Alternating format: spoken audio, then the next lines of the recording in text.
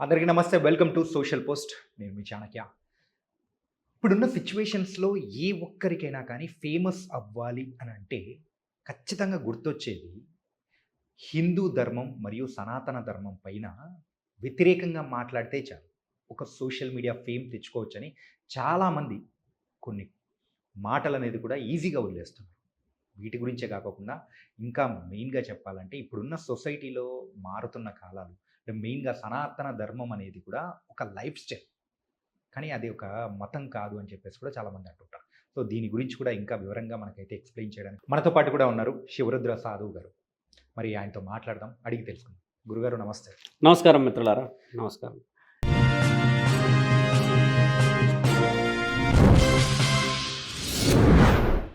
శివపురాణంలో ఈ కలియుగాన్ని కూడా కంప్లీట్‌గా స్వర్ణమయం చెయ్యొచ్చు, స్వర్ణ యుగంగా మార్చొచ్చు అని చెప్పేసి మీరు అన్నారు కదా.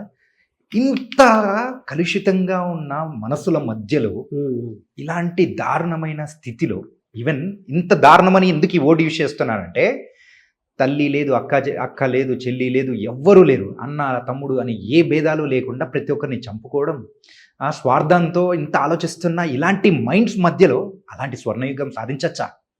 అంటే నీ వయసు నాకు తెలిసి ఒక 28-30 ఉండొచ్చు అనుకుంటాను. నా వయసు కూడా నీకంటే కొంచెం పెద్దది. అడ్వాన్స్ సొసైటీ, ర్యాపిడ్ వచ్చి ఏమని వచ్చేస్తుంది. నీ 10 సంవత్సరాల వరకే నీ ప్రపంచం ఇల్లు తల్లిదండ్రులే కదా. నిన్ను చిన్న వయసులో భవిష్యత్తు గురించి మాట్లాడి గురు బోధన లేకపోతే తల్లి బోధన ఏదైనా తప్పు చేస్తే వీపు మంచి వాత ఒక్కటి పడితే భయం మొదలయ్యే తరుణం నువ్వు అన్న యుగం మార్చవచ్చు. ఇప్పుడు నిన్ను నేను మార్చలేను చాణక్య, పీక పట్టుకొని పిసకడమే నాకు వచ్చు అంతే, ఇంకా నిన్ను మార్చలేను. కానీ నిన్ను చూస్తే, నీ తండ్రి నిన్ను చూస్తే, ఈరోజు నా కొడుకుని నేను ఆ రోజు బాగా చేసుకున్నాను, మంచి చేసుకున్నాను అనుకుని చాలామంది ఉన్నారు. మీ తండ్రి 7-8 సంవత్సరాలప్పుడు నిన్ను బాగా వీపంతా విమానం మొత్తం మోగిచ్చేస్తే నువ్వు అన్న యుగం ఇలా ఉండకపోయేది. ఇక్కడ ఏమైందంటే childrens are giving birth, mothers are giving birth to the child with very emotion. బిడ్డ తనగానే అయ్యో doctor, why doctors are doing, they are giving injections. Pains రాకూడదట. పెయిన్స్ రాకూడదంటే బిడ్డని నువ్వు నొప్పి రాకుండా కంటే వాడు వచ్చి నిన్ను తంతె గుండె మీద బాధ ఎంత అవుతుంది మరి. వాడికి తెలియాలా మా అమ్మ కారపు మెతుకులు అన్నము ముద్దలాగా చేసి తిని కమ్మటి పాలు నా కళ్ళు కూడా తెరవడానికి రాలా, ఈ మెడలు నిలబడాలా, ఇలా పట్టుకుంటారు చిన్నపిల్లలు. Will take very sensitive toddlers అంటారు. ఇలా ఎందుకు పట్టుకుంటాం అని అంటే ఆయన మెడ నించోదు. అంత సెన్సిటివ్గా పెంచుకున్న పిల్లల విషయాన్ని ఈరోజు నువ్వు యారగంట్ బిహేవియర్ తీసుకొచ్చుకుంది నీవే. You face it. అందుకే ఇక్కడ ఏం చేయాలంటే మొక్కై వంగనేది ప్రాణై వంగునా.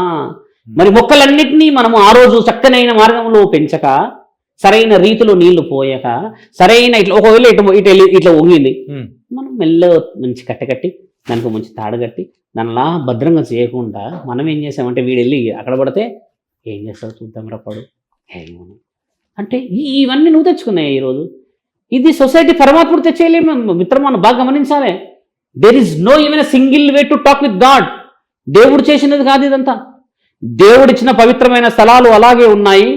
కమ్మని మామిడి పండులో తీయదనం అలాగే ఉంది, ఆ వేప దాంట్లో ఆ చేదుదనం అలాగే ఉంది. ఆ ఓపెన్గా చెప్పాలి, ఆ తల్లిదండ్రుల దగ్గర ప్రేమ ఇంకా అలాగే ఉంది మిత్ర. తేడా అంతా పెంపకంలో మారింది. కానీ తల్లిదండ్రులు కొన్ని విషయాల్లో కూడా అంటుంటారు, పడ్డాడంటే మళ్ళీ లెగుస్తాడులే కదా, పడని లెగుస్తాడులే అని చెప్పేసి అనడం అనేది కూడా తప్పే అంటారా? వాస్తవం. అంటే ఇప్పుడు పడ్డవాడు లేస్తాడులే అని అన్నప్పుడు పడిన తర్వాత లేచింది ఎదుర్కోవడం చెప్పగలిగిన వాడే గురువు. నిన్ను నీకు వదిలేస్తే ఏకలవ్యుడు, మీకు తెలుసు ఏకలవ్యుడు, ద్రోణాచార్యుడు మహావీరుడు, అంత పెద్ద పెద్ద పెద్ద విద్యాహస్తాన్ని నేర్చుకున్నవాడు గురువు లేడు అని చెప్పేసి విద్యకి ఇచ్చేసి ఇస్తే, ఒకరోజు వీళ్ళందరూ పాండవులందరూ వెళ్తూ వెళ్తూ చూసినప్పుడు ఈయన గారు ఎవరో చాలా బలమైన గురి పెట్టాడు ఆ యొక్క వెక్కుతో అని చూసి బాణాన్ని చూసినప్పుడు అటు ఇటు వచ్చి ద్రోణాచార్యుడు చెవులో చెప్తారు, నువ్వేమో మమ్మల్ని పెద్ద మునగాళ్ళు అన్నావు, మాకడ పెద్ద మునగాడు ఉన్నాడు ఆడ. ఇది అంటే కుతంత్రం చెప్తున్నాను. ఈయన గారు వచ్చేసి ఆహా మీ గురువు ఎవరు అని అంటే, లేదు మీరే గురువు అంట, మీ విగ్రహం పెట్టిండి అక్కడ, వెళ్ళి చూసిరండి మీరు అని చూస్తే ఈ మాట ఆ మాట పోతే తీసుకురండి అనగానే వచ్చేస్తే అందరు కలిసి ఇట్లా ఒక యుద్ధం ప్రకటించినట్టుగా వారి యొక్క ప్రదర్శనలు చేస్తూ ఉంటే విద్యలు ఏకలవ్యుడు గెలిచే తరుణం వచ్చినప్పుడు అందరూ ఆశ్చర్యం పోతే అప్పుడు అన్నాడంట గురువర్య మీరు లేని విద్య ఇంత బలంగా నేర్చుకుంటే మీరుంటే విద్య ఎలా బాగుంటుందో అని అన్నప్పుడు గురువు ఆల్రెడీ వేరే వాళ్ళకి గురువు అవడం చేత ధర్మ సంస్థాపన కోసం వాళ్ళు పుట్టడం చేత గురువు యొక్క దక్షిణగా నీ బొటన వేలు ఇవ్వు ఏకలవ్య అని ఈ ఏకలవ్య తీసుకున్నాడు. చూసారా, గురువు లేని విద్యకి సాక్ష్యము తెగబడిన ఏకలవ్యుడి బొటన వేలు సాక్షిగా. ఆయన బొటన వేలు చాలా అవసరం మనకి, గురువు చాలా అవసరం ఇక్కడ. గురువు ఇలా అనవచ్చు కూడా, ఏకలవ్య నీ వీరత్వం చాలా గొప్పది, వీళ్ళందరి మధ్యలో ఉండకు, నువ్వు వెళ్ళి ప్రదర్శించుకోపో అనొచ్చు. అలా ఎందుకనలేడు? ఎందుకంటే గురువు పేరు వాడాడు కాబట్టి గురువు దక్షిణ రూపంలో తీసుకున్నాడు అక్కడ.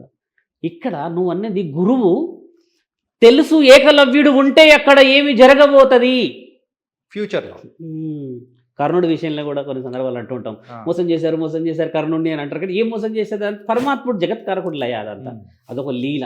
ఇలాగే నీ తల్లిదండ్రులకి నా బిడ్డ పడితే లేస్తాడు అన్నప్పుడు దేనికి లేస్తాడు? వాడిని కొట్టడానికి లేస్తాడా?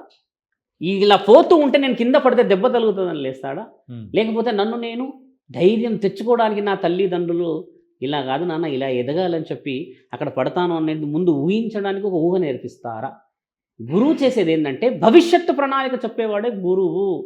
అంతేకాని నాన్న పడ్డావు కదా అది తగులుతూనే ఉంటుంది అనడం కాదు. ఒకప్పుడు పడితే డైరెక్ట్ మట్టి మీద పడుతుండే, మనకి అదొక దెబ్బ తగలగానే ఆ మట్టిని తీసుకొని మళ్ళీ పెట్టుకుంటుండే కూడా మనం చిన్నప్పుడు సందర్భం. ఇప్పుడు పడితే మరి పళ్ళు రాలిపోతుంది, సీసీ రోడ్ల మీద పడుతున్నాం. ఆడ లేవమంటలేరు వాళ్ళు, జీవితంలో లేవమంటున్నారు. గురువు చెప్పేది జీవిత సత్యాల మిత్ర. తల్లిదండ్రుల పాత్ర 10-15 సంవత్సరాల వరకు చాలా ముఖ్యమైనది. తల్లిదండ్రులు చాలా మారాలా. చాలా ఒక్క మాట అడుగుదాం, అంటే మనం సందర్భంలో ఉన్నాం కాబట్టి. There is a rape case somehow. మీరు ఇప్పుడే అన్నాం గురువుగారు ఇట్లా కాల్చుకున్నారంట బెంగళూరులో, యూనో ఆ అబ్బాయి కాల్చేశారంట, ఈ అమ్మాయి కాలిపోయిందంట, లవ్ అంట, ఎఫ్ఐఆర్ అంటే చిన్న పాప ఉందంట అన్నారు.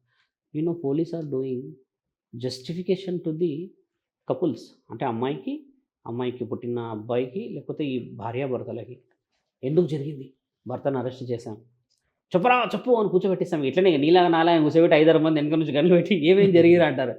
I want one question, why they are not taking a counselling to their parents?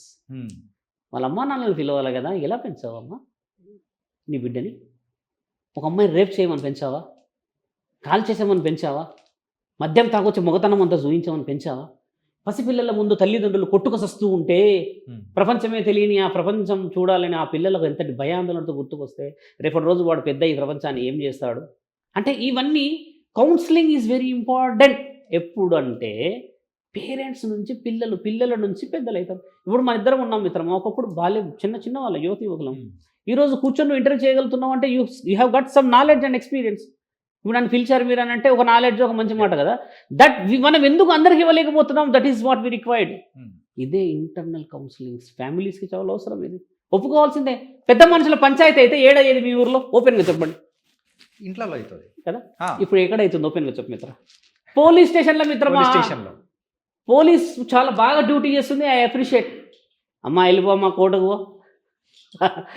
పోతే ఈగోలు హట్ అయిపోయి కోర్టుకు వేసిందా? నా జీవితంలో నేను వాళ్ళ ఇంటికి అడగదొక్క పోలీస్ స్టేషన్ పిలుస్తారా వీళ్ళు? నేను మా అత్త నాకు ఫోన్ చేసి పోలీస్ స్టేషన్ రమ్మంటుంది. ఏమైనా తెలుసుకుందాం రావాయా పోలీస్ స్టేషన్కి అంటారు. అంటే ఒక అల్లుడికి లేకపోతే ఒక బిడ్డకి ఇచ్చే ఆ కోడలికి కూడా ఆడికొచ్చి చూసుకుందాం నడు అని అన్నప్పుడు వాళ్ళ లోపల ఒక ఈగో ఉంటుంది మిత్ర. పోలీస్ స్టేషన్కి అని అంటుంది అంటే సంసారాలు చెప్పించేటోళ్ళు అయితే అట్లా అంటారా అన్న వర్డ్ వచ్చేస్తుంది ఈ రోజుల్లో. డైరెక్ట్ అదే వస్తుంది. ఏమని వస్తుంది? సంసారం చెప్పించేది అంటదా? స్వామి నన్ను కొట్టొచ్చుగా మా అత్త, ఒకటి వేయచ్చు కదా. ఏందమ్మా నేను నీలాగా కోడల్లాగా వచ్చాను, నీలాగా సంసారం చేసి వచ్చాను, మీ మామయ్య నన్ను ఎన్ని మాటలు అనలేడు, ఎన్ని చేయలేడు, ఎంత అని చెప్తే ఆ ఆడబిడ్డ వినదా? అమ్మ మన వాళ్ళు అనేది తెలుసా, నువ్వు వినాలే, నువ్వు పడాలే అని అంటే వీళ్ళ కోపం వచ్చేది అక్కడ. అంటే డీలింగ్ అనేది కూడా sensitive dealing. It has to be there. అంటే it has to talk with experience. అది ఎలా చెప్పాలంటే ఇప్పుడు అల్లుడు వచ్చాడు, అల్లుడు గారికి గౌరవం ఇవ్వాలి. కానీ అల్లుడు వచ్చేది మీద దేవుడు వచ్చినట్టు అయిపోయింది. ఇక్కడ బాటిల్ రావాలంట, మళ్ళీ నాన్ వెజ్ వెజ్లు ఎన్ని రావాలంటే అప్పుడే అల్లుడు ఇంటికి వస్తాడట. అల్లుడు మాత్రం ఈయన బామ్మర్ది ఇంటికి వస్తే ఏముంటుందట. అంటే ఈ వ్యత్యాసాలు చూసావా? ఈ చిన్న హెవీ టాక్స్ మిత్రమా మనుషుల్ని ఇబ్బంది పెట్టొద్దు. ఇలాంటి టాక్స్ వల్ల చాలా అంటే మన ఫ్యామిలీస్ కోల్పోతుంది అక్కడే. ఇప్పుడు మాకు ఉన్నారు. ఇప్పుడు మా అమ్మ మమ్మల్ని కన్నది, నలుగురిని ముగ్గురిని కన్నది. ఇప్పుడు నేను ఇలా ఉన్నాను. ఇప్పుడు నేను 5గురిని కన్నాను. నా జీవితం ఒకటి ఉంది. మా అక్కది మా చెల్లెది అందరూ ఒక జీవితం ఉన్నది. ఎవరి లైఫ్ వాళ్ళు బతుకుతూ అయిపోతుందా? ఈడ అన్ని చిన్న చిన్న విషయాలేవే.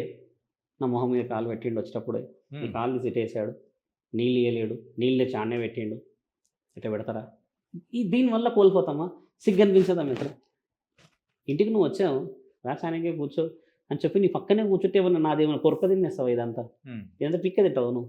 చేతి ఇలా వేసి నా లోపల ఒకళ్ళు కుతంత్రం ఉన్నా ఎలా ఉన్నావు అని చెప్తే అది ఎంత కమ్మటి అసలు ఆ సానుభూతి, ఆ ప్రశంస ఎంత మంచిది మిత్రము. ఈ రోజుల్లో మనిషి కాంప్రమైజ్ కావట్లేడు కమ్యూనికేషన్ కోసం.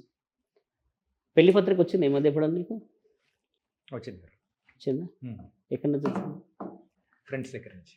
ఫోన్లో కదా డైరెక్ట్ వచ్చింది అండ్ ఫ్రెండ్స్ దగ్గర డైరెక్ట్ వచ్చింది కాబట్టి నువ్వేమనుకుంటావు? వాడు వచ్చి ఇచ్చాడరా, వెళ్ళాలరా, వాడు సరిగ్గా మాట్లాడకపోయినా వాడిని చూసి వస్తారని వెళ్ళాలి. ఒకవేళ వాడు వాట్సాప్లో పెట్టాడే అనుకో, వాట్సాప్లో నువ్వు గ్రీటింగ్స్ పెడతావు. నీకు విలువ ఇచ్చేవాడికి నువ్వు విలువ ఇవ్వాలి మిత్ర. ఇక్కడ వచ్చిందల్లా ఏంటంటే నీకు విలువ ఇచ్చిన వాడికి నువ్వు విలువ ఇయ్యవు, నీవు వాడికి విలువ ఇవ్వకపోగా జీవితం అంతా మీరు అన్నది 30 ఏళ్ళల్లో జరిగింది ఇదే. వెనక్కి పోయి ఒకసారి 60 ఏళ్ళలో ఇంటర్వ్యూ చేయండి ఒకసారి ప్లీజ్. దయచేసి ఛానల్లో రిక్వెస్ట్ ఏంటంటే do family interviews, they talk about how their generation. ఇది లేదు, నువ్వు అన్నది ఎలా వస్తుంది చెప్పు మిత్రం? మరి రాదు అది. మీరు అన్న మా ప్రయత్నం కూడా అదే. ఇప్పుడు ఫ్యామిలీ కౌన్సిలింగ్, ఫ్యామిలీ డిస్కషన్స్ అనేది ఎందుకనంటే ఫ్యామిలీ ఈజ్ ఎవ్రీథింగ్ మిత్ర. దానివల్ల నువ్వు అన్నీ గెలవగలుగుతావు. ఎన్నో ఎత్తునంటే నేను ఒప్పుకోను మీరు అన్నట్టుగా సొసైటీని మనం మార్చగలుగుతామో, గురువు గారు చేయగలుగుతాం అని అంటే మార్చగలగడం అనేదే మాట కాదు.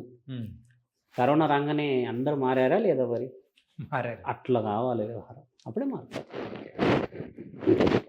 కమింగ్ టు ద సనాతన ధర్మం విషయానికి వచ్చేటప్పుడు, ఎందుకు ఎవరైనా కానీ ఏదైనా ఫేమస్ అవ్వాలి అని అనుకున్న సందర్భంలో ఖచ్చితంగా సనాతన ధర్మం పైన ఏదో ఒకటి వ్యతిరేకంగా మన హిందువుల మనోభావాలు తీసేలాగా కూడా ఇలా మాటలు మాట్లాడడానికి ఎందుకు ముందుకు వస్తుంటారు? ఒక ఫేమ్ కోసమనా, లేకపోతే నిజంగా వాళ్ళ మనసులోంచి వచ్చే ఆ మాటలే అనుకోవచ్చా?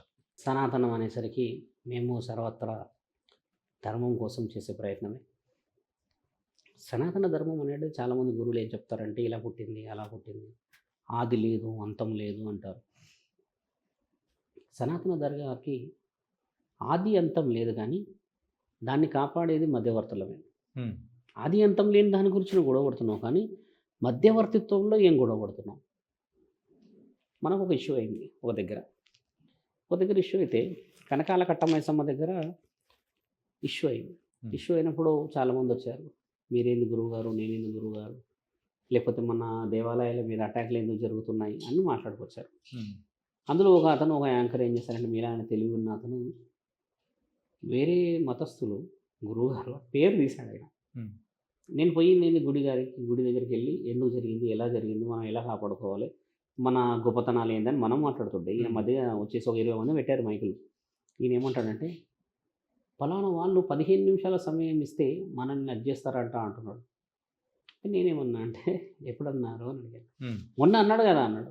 మొన్న అన్నాడు కరెక్ట్, కానీ ఇక్కడ అన్నాడు ఫలానా దగ్గర అన్నాడు కదా. అంటే ఎవరిని ఉద్దేశించి అన్నాడు? ఆ ఫలానాలో అంటే ఇప్పుడు ఈ అమ్మవారి గుడికి సంబంధించి ఉద్దేశించి అన్నాడా అంటే లేదు అన్నాడు. అంటే ఇప్పుడు ఏమవుతుందంటే ఆయన క్వశ్చన్ వేసేటప్పటికీ ఆయనకి కొంతటి అవగాహన అవసరం. ఊరంతానేమో గుడి గురించి గొడవ పడుతూ ఉంటే ఈయన వచ్చేసి ఇంకొక వర్డ్ వదిలేశాడు. ఇప్పుడు నేను ఉదాహరణకి నేను కూడా ఒక మతం మాదే అనుకో, ఇక నేను ఏం చేస్తా అంటే ఈ గుడి పక్కన వదిలిపెట్టేసేసి ఆ 15 నిమిషాల టాపిక్లో వెళ్ళిపోవాలి. ఓకే, అప్పుడు నన్ను ఏమంటుంది సొసైటీ? ఎక్కడ కాషాయం వేసి, రుద్రాక్షలు వేసి, విభూది గంధాల జుట్టులు ఇవన్నీ పెట్టి ఈయన ఏం మాట్లాడుతున్నాడు ఏడిపోయి అంటే, సరైన సందర్భంగా మాట్లాడే తత్వం ముఖ్యమైనది. ఎందుకు చెప్తున్నాను? చాలా గుడిలవి దాడులు జరిగాయి, చాలా సందర్భాలు అందరూ వెళ్ళాం, అందరం జస్టిఫికేషన్ చేస్తున్నాం.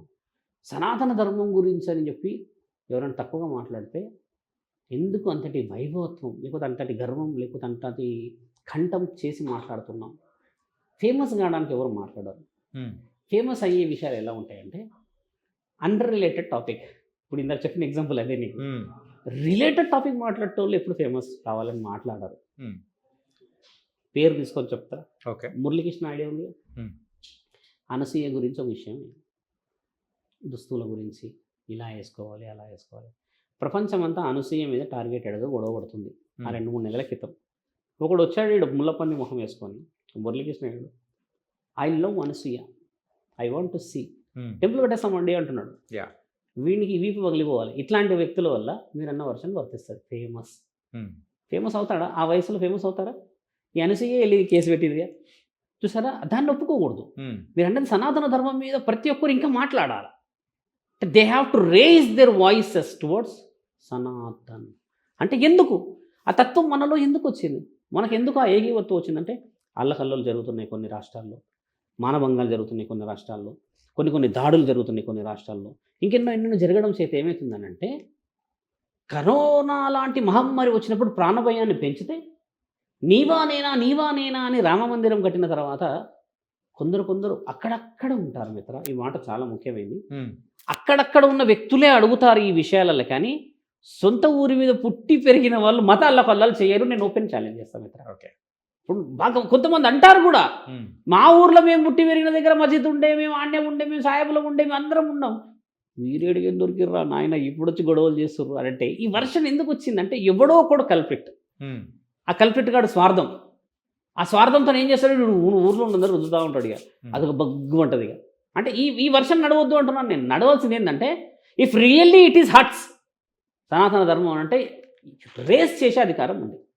ఇప్పుడు మొన్న ఇష్యూ అంతెందుకు మిత్ర, ఏంటది, టోలీ చౌకి టువర్డ్స్ ఎక్కడో హనుమాన్ మందిరంది రోడ్డు పైన ఆ విషయం నేను ఈరోజు చూసాను నాకు కార్లో వచ్చేటప్పుడు. అంటే రేస్ చేయాల్సిన అవసరం ఎందుకు ఉంది అని అంటే, హనుమాన్ మందిరం అది రోడ్డు మీద 100 సంవత్సరాల చరిత్ర కాబట్టి ఫేమస్ కావడానికి ఆడికి పోరేవారు. హనుమంతుడి మందిరం అనే పోయారు అక్కడ. అంటే అది రోడ్లో ఎన్నో సంవత్సరాల నుంచి ఉంది. ఇప్పుడు మన వాళ్ళు మీరు అడిగిన ప్రశ్న ఏంటంటే, సనాతన ధర్మాన్ని అడ్డు పెట్టే మాట ద్వారా మత అల్లకల్లోలాలు సృష్టించే విధంగా కొందరు మాట్లాడతారు చూడండి. అలాంటి వ్యక్తులు ప్రమాదం. ఇట్ హ్యాస్ టు రిస్ట్రిక్షన్ చాలా అవసరం ఇక్కడ. నువ్వు పోయినప్పుడు హనుమాన్ మందిర్ గురించి మాట్లాడకుండా, ఇప్పుడు ఈ సందర్భం చెప్పాల్సిన అవసరం ఉంది. మొన్న ఏమైందంటే, ఒక వర్షానికి వెళ్ళాం మిత్రమా. నేనైతే లేను, నేను ఇలాంటి దాంట్లో ఎప్పుడు కూడా లేను. నేను కులం గురించి, ధర్మం, మతం గురించి, పొలిటికల్ గురించి నేను ఎక్కడ నేను కనబడా. నేను దేవుళ్ళని కించపరిస్తే మాత్రం నేను నాలో ఉన్న అసలు సిసలైనది బయటికి వెళ్తాను అంతే. దేవుళ్ళని కించపరిచినా కానీ మీకు కోపం వస్తుంది. దేవుళ్ళని కించపరచడంలో దేవుళ్ళు మన దేవుడు అని అంటే మళ్ళీ నొప్పుకోను. పురాణాలను వక్రీకరించినా కానీ మీకు కోపం వస్తుంది ఖచ్చితంగా. ఎందుకంటే వక్రీకరించిందంటే నిజాలు మాట్లాడాలి. అయితే దీని గురించి మాట్లాడాలి. అయితే మీరు అన్నట్టుగా సందర్భం వచ్చినప్పుడు ఏమైందంటే స్వామి, వాళ్ళందరూ ఒక సందర్భం మాట్లాడుతుంటే ఒక వ్యక్తి వచ్చింది, అందరి మైక్లో వచ్చిందంటే ప్రభుత్వాన్ని మొదలుపెట్టింది. ఇంకా ఇప్పుడు ప్రభుత్వాన్ని మొదలుపెట్టేసిందంటే ప్రభుత్వం గురించి మాట్లాడుతూ వచ్చింది సందర్భం. ఇప్పుడు నేను ఒక సందర్భం మాట్లాడుతున్నాను మిత్ర, ఆవిడ ఒక సందర్భం మాట్లాడుతుంది. ఇంకొక వ్యక్తి వచ్చేసి డైరెక్ట్ ప్రభుత్వాన్ని డామ్ డామ్ డామ్ డామ్ డామ్ అని మాట్లాడుతున్నది అంటే, ఇప్పుడు దీన్ని ఒప్పుకునే వర్షం కాదు ఇది. సమస్యల్లో ఒక రోడ్డు పైన యాక్సిడెంట్ అయ్యి 2 పిల్లలు, చెవెల విషయం ఐడియా చనిపోయిన తరుణం చెప్తున్నాను. ఈ విషయంలో అందరం చేస్తూ ఉంటే ఒక వ్యక్తి వచ్చేసి బస్సుని గుద్దేసేస్తున్నాడు. ఈ ప్రభుత్వం కూలిపోవాలి, ఈ ప్రభుత్వం అది అయిపోవాలి, ఇది అయిపోవాలి అంటారు కదా. ఇలాంటి విషయాన్ని మనం ఉపేక్షించలేము. కొన్ని బాధ నిజమే, కానీ ప్రభుత్వాన్ని అని చెప్పేసి నువ్వు అక్కడ జరుగుతున్న ఏమంటారు ఆ శవయాత్రలో కొన్ని బాధలు ఉంటాయి చెప్పుకోవాల్సినవి. అలాంటి విషయాన్ని నేను కొంచెం ఆలోచిస్తూ ఉంటాను.